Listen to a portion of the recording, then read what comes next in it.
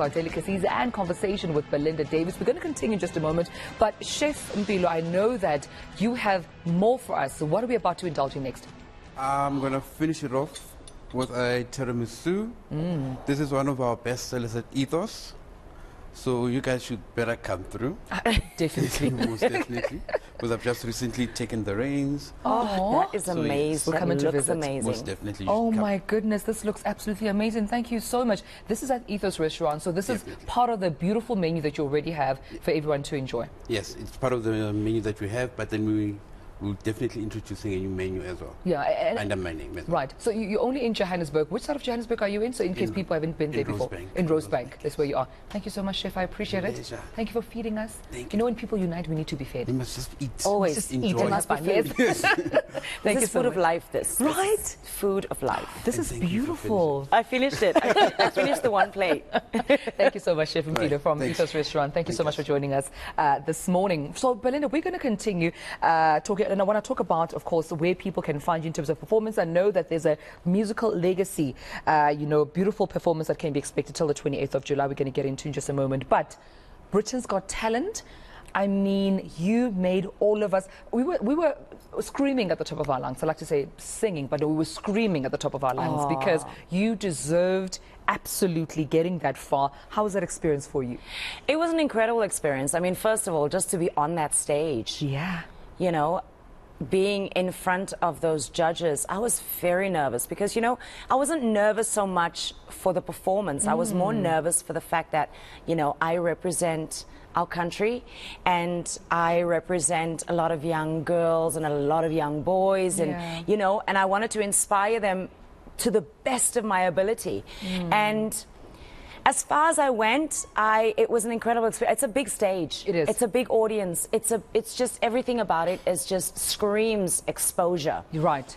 And so it was amazing to be even a part of the first digital audience. That was great. It was just a great experience. And how has your career, your life changed ever since? I'm sure, you know, people all over the world now even more reaching out, remembering you in the performance as well. They are, you know, I'm definitely working a lot more. I've been home for 5 days now from Italy and we sold out there and it was incredible. So I'm definitely working a lot more, which I'm very, very blessed and lucky for. Yeah. You mentioned young girls earlier on, of course, them watching you and that pressure you felt on your shoulders to represent them and inspire them. What would then be your advice to up-and-coming, you know, female artists? I mean, things have changed right now. We've got TikTok, we've got social media, you know, capitalizing from your own content as opposed to going the record label route. How would you advise young girls to maneuver the music industry in this day and age? Be fresh. Dream big. If you're going to do music, try to stand out from it. You know, be the best that you can be and be fresh because, you know, if you start sounding like everyone, no one really, you start comparing yourself to other people and you don't really want to do that.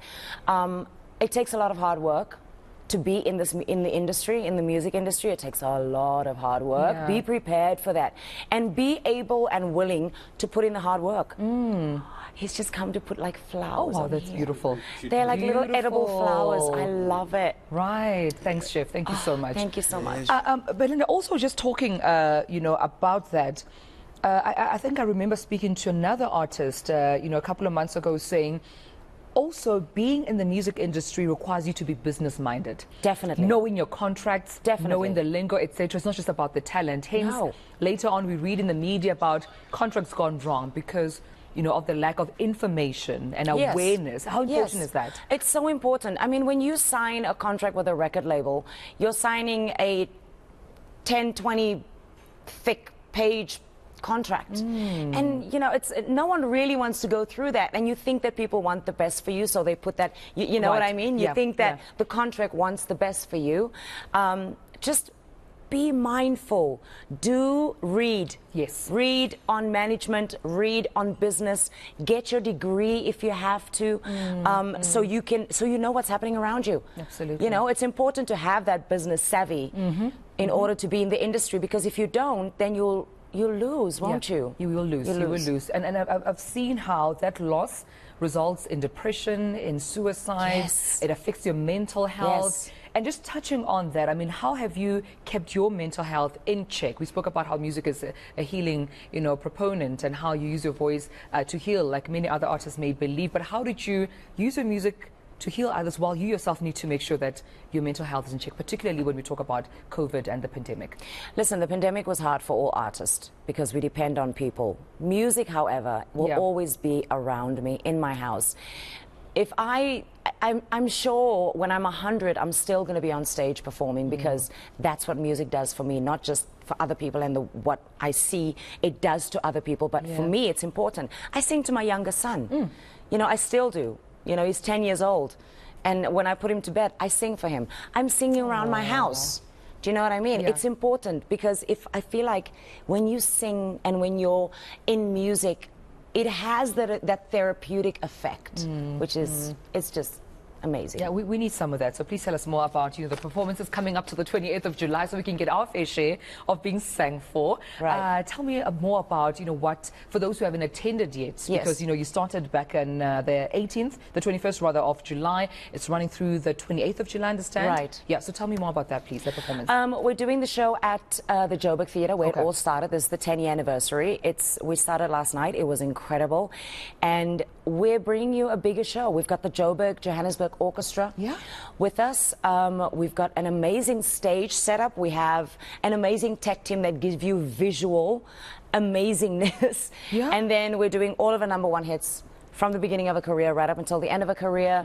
It's just nostalgia and going back to your childhood memories. Yeah, this is beautiful. And we're talking about Whitney Houston here. Yes. And I mean, like I said, only a few people can belt a Whitney Houston song. And you have played quite an important role in South Africa, making sure that her legacy continues to live on. What makes you so close or feel so invested and close to the legacy, singing her songs, paying tribute to Whitney and showing, such shows to South African audiences? I mean, I feel like people, when they think of Whitney now, they think of tragedy and how she died. And I don't want to bring that to the show, I want people to remember her when she was incredible.